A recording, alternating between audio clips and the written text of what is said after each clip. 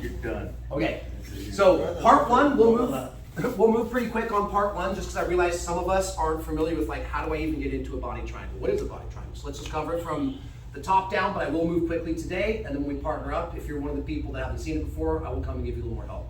Let's start with 2 hooks. My hooks need to be in, I'm driving them deep, and I'm always back heeling, bringing my heels backwards. In other words, engaging my hamstrings. I don't need to be squeezing as hard as I can. I just want my legs loose here. If I rely too much on my upper body, he starts pummeling legs out and he's gone. So make sure that we always have our hooks deep, and I'm using my hamstrings to connect my hips. So my legs squeeze my hips to his hips, my cup, if you will, to the tag of his shorts. We'll keep it politically correct.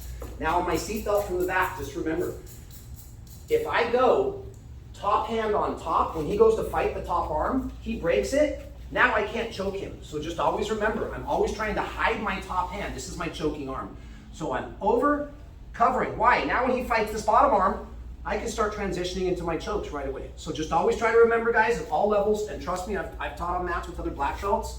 Not many of them, but I have seen people do this wrong. If you ever find yourself doing it wrong and you catch yourself, switch your hands, hide the top hand, okay? Body triangle.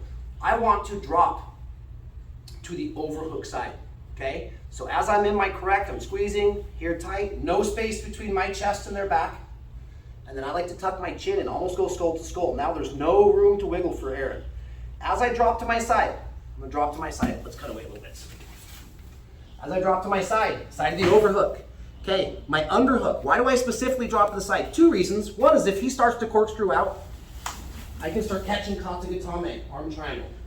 2, since we're talking body triangle, I drop to the side. Now I can use my underhook to reach down and across and grab my other shin. I want to hike my heel up because I don't want to be squeezing on his hip bone. This is a bad body triangle. I can't get all the way in. I'm more likely to hurt my own feet than I am to get in the body triangle. So when I reach to the side, I want to pull my heel up as high as I possibly can. Now I'm using my arm to pull. I'm also using my hamstring. I want to start creating tension. So up the soft part of his belly. Some of us may have long enough legs where we can swing into the triangle and hide the foot. If you're not one of those people, you can put your foot on their hip. Generally, what I find is putting it on the mats. Now his hips can't move backwards. And I shrimp away and up higher on his back. Now I pull the heel, hit the body triangle, and what do I do with my foot? Who remembers? Should I put it in the middle? Nope, I want to put my foot on the outside of his knee. Why? This hides my foot. It also makes it harder for him to turn me and put my lock on the bottom side. I can start to kick this leg straight. He can't turn as easy. So let's just do it like this.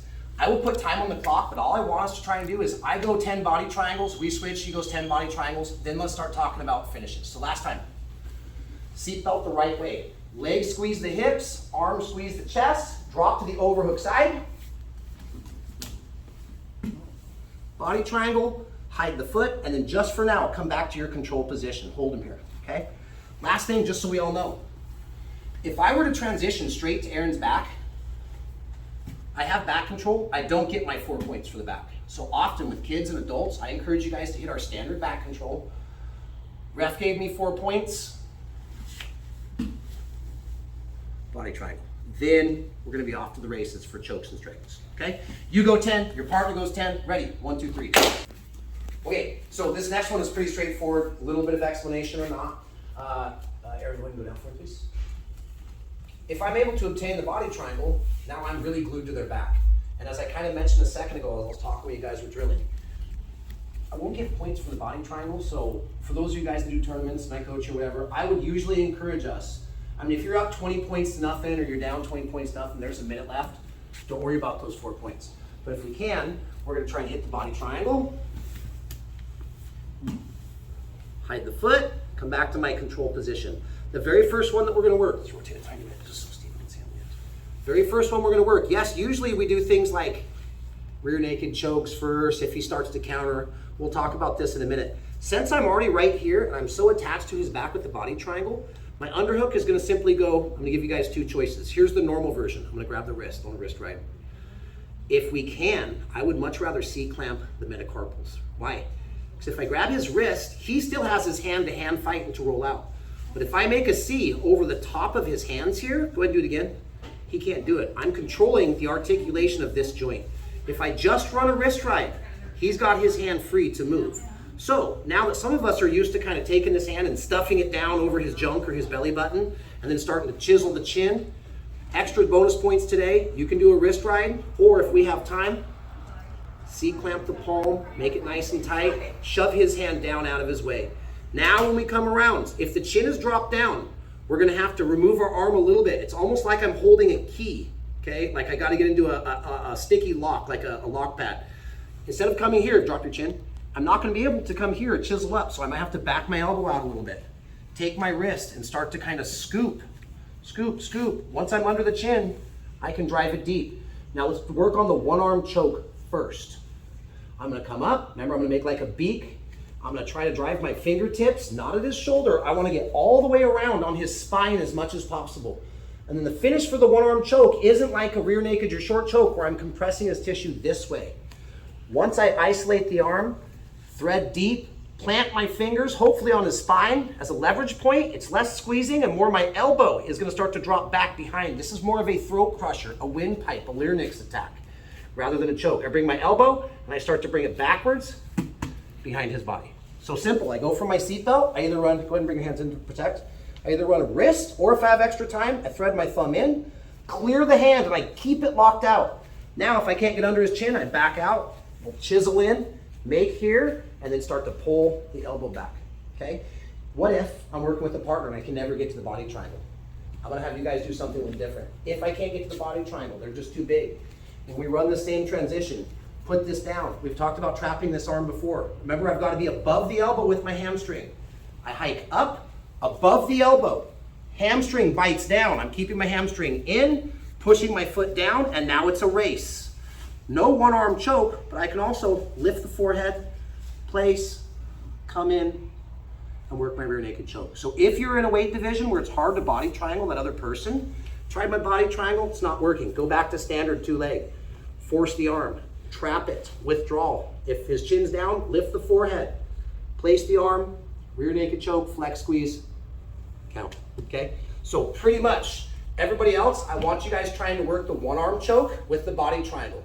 For my two heavier weight guys that are working together, body triangle may not be viable. Trap that arm, look for the rear naked choke. Rear naked choke is the king of all chokes from the back in no-gi. Ready? 1, 2, 3. Yes. Okay, let's keep it on track. So let's do another one. Aaron's down. Let's make this one really, really standard. Most of us have worked on this before, but we may or may not have ears or eyes that haven't seen this in a minute. This one, if you can get into the body triangle, get into the body triangle. Let's run our traditional rear naked choke. He goes to counter the hand. He reaches up, he pulls down, so we're gonna turn our palm up, slide back.